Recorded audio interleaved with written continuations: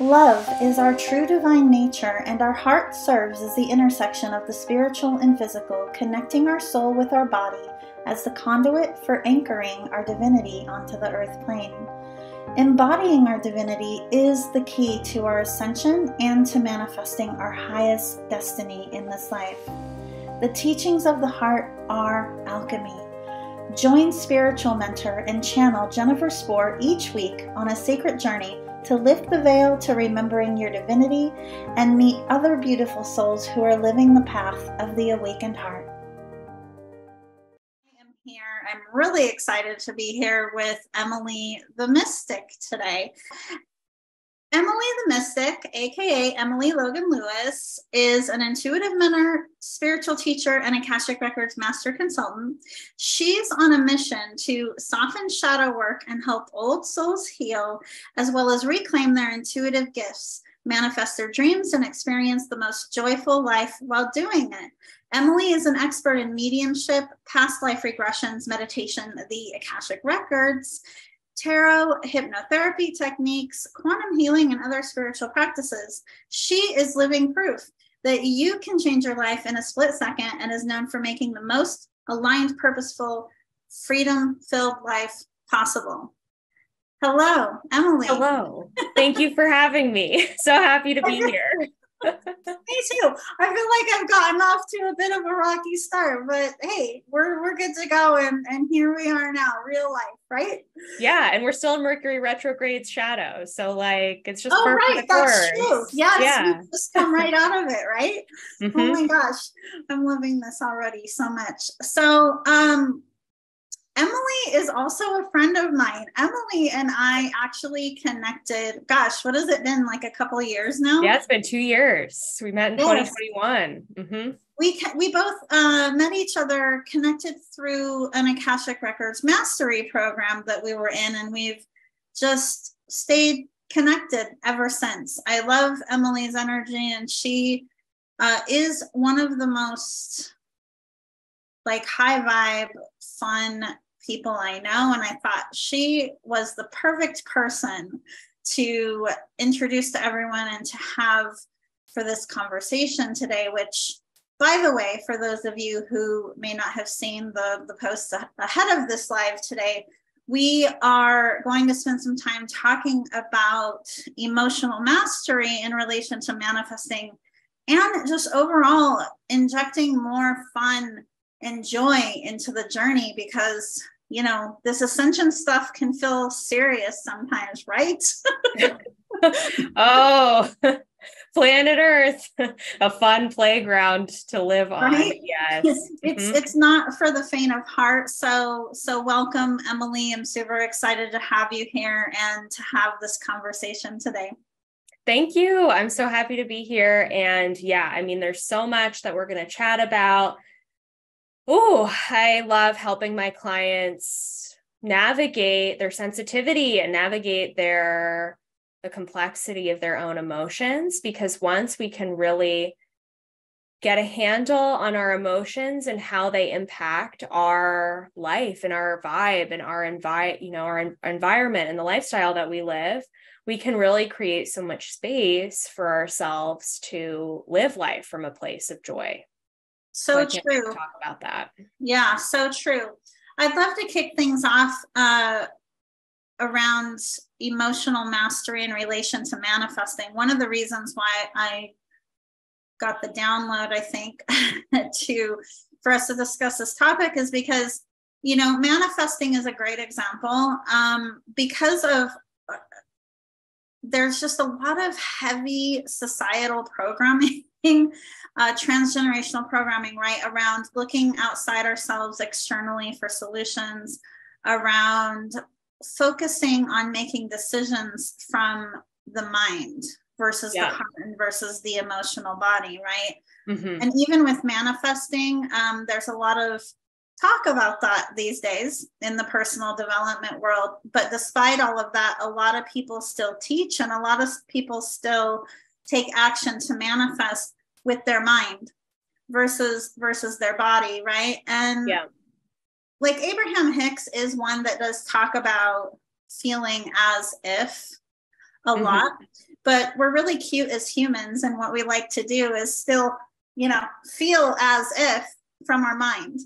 Yeah. Yes. So what are your thoughts, or what do you do for your own personal practices, or like, what do you advise clients around in terms of really getting into their body to shift those emotions, to truly be grounded in that vibration of where they want to be? Totally. So I myself am such a high achiever, and all of my clients are.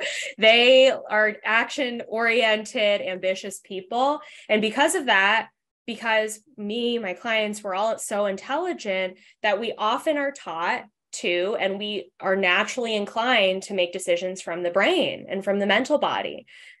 Because we're intelligent, we've had parents who are equal, to us in that way, and taught us to make decisions from a place of logic and common sense.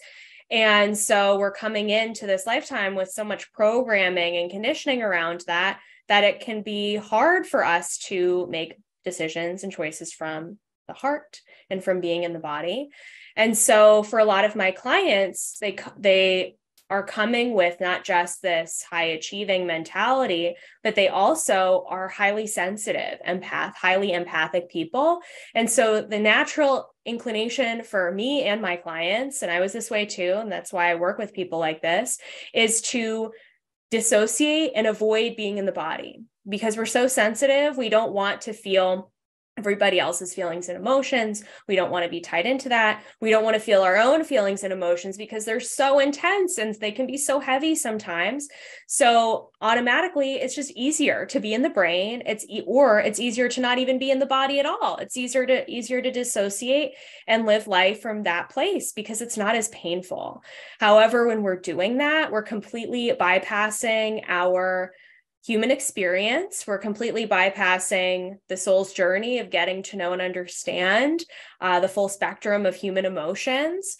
And we are avoiding really feeling some of the feelings that may be coming up that are just a natural part of being human. So anyway, that's a little bit of background to how I approach this. So for myself and my clients, I really help them navigate their sensitivity first and foremost by doing small daily practices and rituals that can help them start the day from being in a grounded place. So I focus a lot of my energy on helping my clients with grounding, whether that be teaching them a meditation that helps them ground into the body or encouraging them to get outside, get exercise.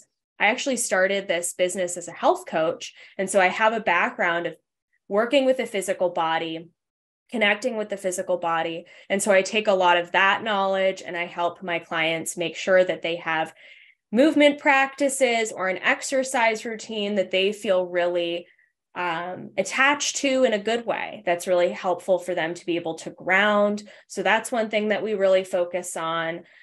We also really focus on sleep, making sure that we're getting enough sleep so that we can feel good when we're in the body during the course of a given day. And we do energetic practices to, again, help us with sensitivity. So that could be energy protection, that can be energy clearing, making sure that you're not holding on to all of the feelings and emotions of the people around you. And one really simple way to do that is to check in with yourself and to ask yourself the question, are these emotions that I'm feeling, are they really mine or are they somebody else's? Or do they belong to the collective? And so I have my clients check in on that and ask who the emotions belong to. And a lot of the time, it's not what they're holding on to is not even theirs. So that's a whole bunch of different things that I do for myself and with my clients. Yes. Yeah. So daily rituals are super important, right? Mm-hmm. Consistency. Mm-hmm. That's how we create the new neural pathways to step into that higher frequency version of us, right? That is manifesting, that is living whatever it is that we desire. Super important. And knowing what feelings are yours and what feelings aren't yours are super important too. I love that you bring that up because so many of the people that I work with are empaths. as well.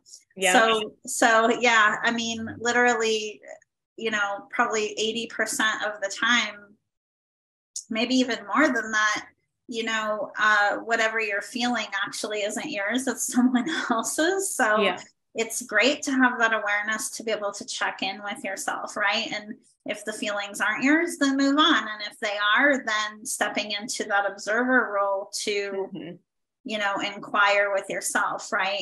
Why am I feeling this way? What's causing it? And then consciously making a decision to move forward.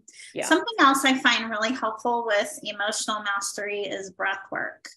Yeah, definitely. I've noticed that, in my experience with myself and clients, whenever we feel stress or anxiety or any level of misalignment, our breaths are often like we could actually be holding our breath. Or it sits up here. Might be faster and shorter too.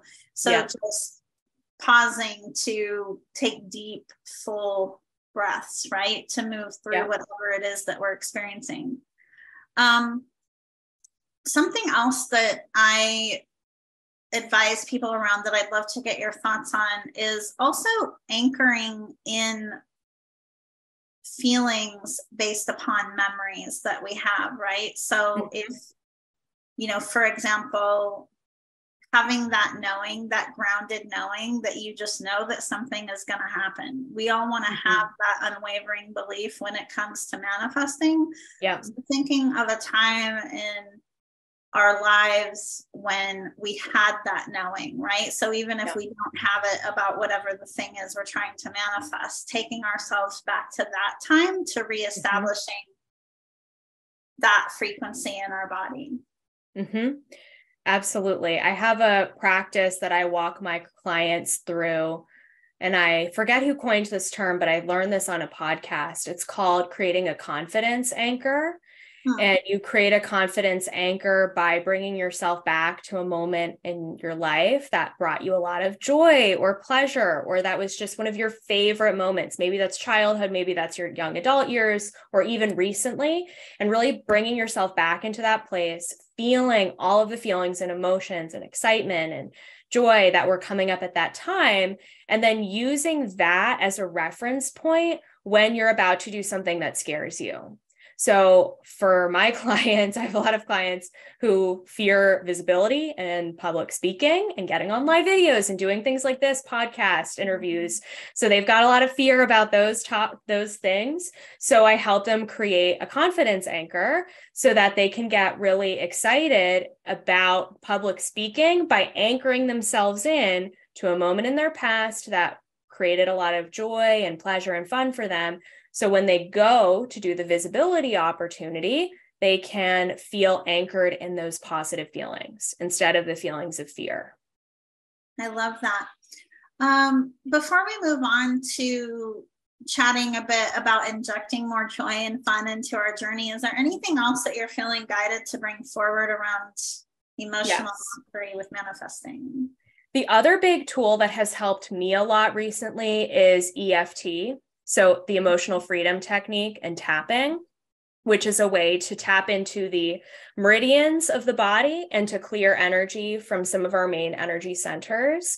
And when we do tapping, we tap on these different points and we speak out words, phrases, things that we're afraid of, that we're worried about, phrases of anxiety, phrases even of anger or more of some of those more intense emotions. And the tapping helps us to release and let go of whatever may be on the mind so that we can release those emotions from the body and we can center ourselves into a more energetically neutral place. So if someone wants to learn more about tapping, what is a resource that you would recommend them to start with? I don't have any videos on this yet because this is something new that I have been working on myself. But I absolutely love on YouTube. His name is Brad Yates. He's got tens of thousands of tapping videos. It's very quick. It's very easy to learn. And his videos are free. And you can find any YouTube video about any tapping, for anything that you would need tapping for. It's amazing. Yes, we love YouTube, don't we? Yes. In case YouTube is listening, which they Yes. might be. That's a whole other conversation. So as far as injecting more joy and fun into the journey, I was kind of joking about it at the beginning of our conversation. Also serious, that those that are called to any type of, coaching, mentoring, healing work, the personal development journey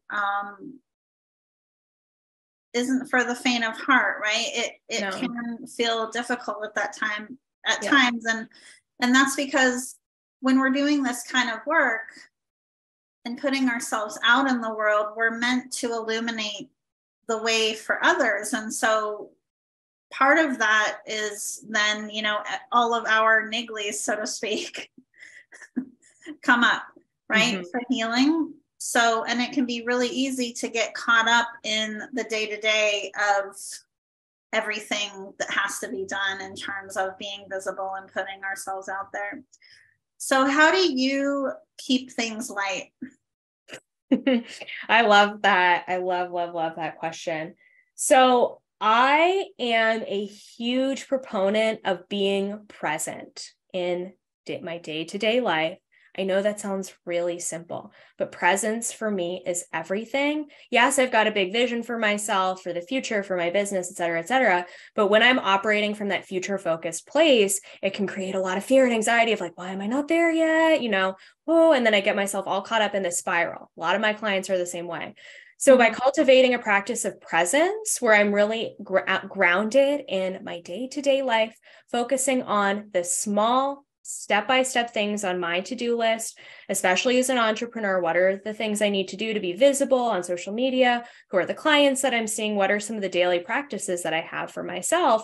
I find so much joy in that because I can really relax into my day ahead and really enjoy the process of what I am working on. So that's a big thing for me. But overall, cultivating joy in any given week is so important. I always have things to look forward to. I have a journaling practice where I write down, what am I most looking forward to at the end of the day? What's my reward for the day? Like maybe that's something like getting outside for a sunset walk. Maybe that's cooking a delicious meal. Maybe that's watching a Netflix show that I love.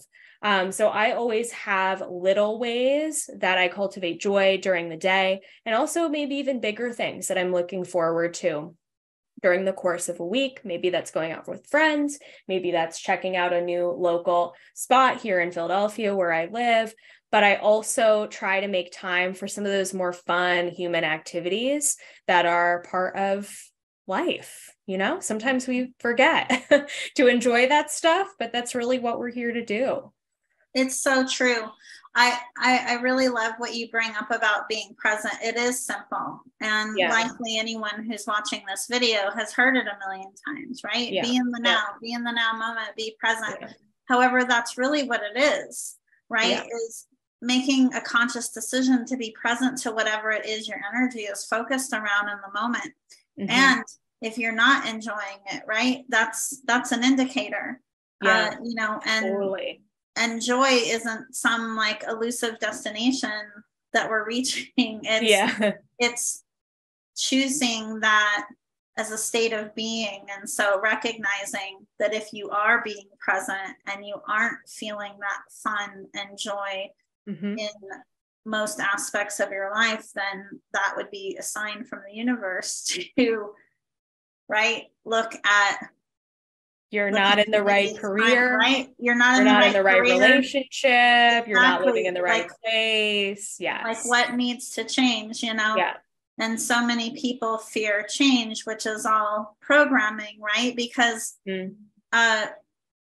we're really wired as creator beings. And so change is actually, in divine truth, something to be excited to, anticipate. It's part of who we are. We are evolution. Absolutely. Yeah. And change is scary, but it's also a part of life. It's a part of the human process change is the only certain thing, honestly, because nothing is permanent in this short lifetime that we have here on this planet, in this particular body, in this particular realm, I mean. And so the only thing that we can count on is change. So I help my clients do some healing work around their relationship to change and their relationship to uncertainty. And when we can kind of get to the root of where that may be coming from, that helps them cultivate a more positive relationship with the future and with change as well. Absolutely. And speaking of that, that's a great segue, because I was just about to say that's where, in navigating change, that's where it can be super helpful, right? To have a mentor or a coach or, some type of advisor to assist you in navigating those changes. It's the lack of implementation that a lot of people run into challenges with, in my experience, right? It's one thing to have a new awareness, but sometimes when it comes to making changes in key relationships, especially with loved ones who are close, or, if you're in my generation, which I feel like I'm dating myself, a lot of people in my kind of age range, right, have been in the same career for a long time if they aren't entrepreneurs. And so being faced with that can feel scary as well, but also just knowing that often our greatest fears are always our greatest opportunities for growth too. But like I said, having that person outside of your bubble, so to speak, that can guide you along the way is just really, really key in staying on track, I believe. Yeah. So is there anything else that you're feeling guided to bring forward as we're starting to close up? I would say too, for a lot of my clients, given what I've told you about how they're high achievers and they're sensitive empaths and all of these different things, a lot of them are striving to create more for themselves, more money, more abundance, all of these desires and so on and so forth.